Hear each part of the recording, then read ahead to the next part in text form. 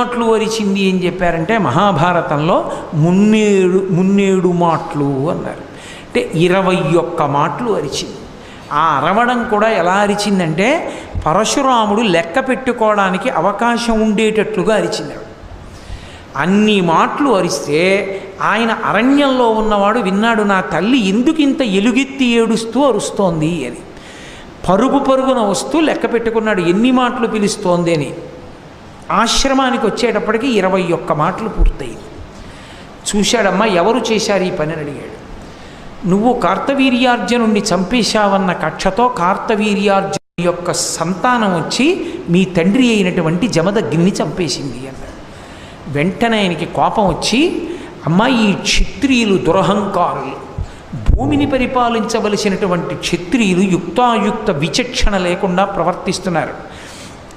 ఒకప్పుడు ఆతిథ్యం పొంది ఆవుని ఎత్తుకుపోయారు. ఆవుని ఎత్తుకుపోతే నేను ఆవుని విడిచిపెట్టమని అడిగితే బ్రాహ్మణుడు వెర్రివాడు చంపేసేయమన్నారు. నేను యుద్ధం చేస్తే నా చేతిలో చచ్చిపోయాడు. ఆయన ఆవుని విడిచిపెట్టలేదు కాబట్టి యుద్ధం చేసి చంపాను. నేను లేనప్పుడు దొంగ దెబ్బ తీసి నా తండ్రిని చంపారు. ఈ క్షత్రియులు బతకడానికి వీల్లేదమ్మా.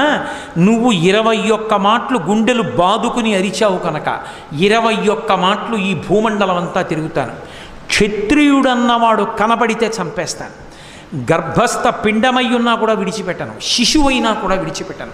క్షత్రియుడన్నవాడు ఈ భూమి మీద ఉండడానికి వీల్లేదు.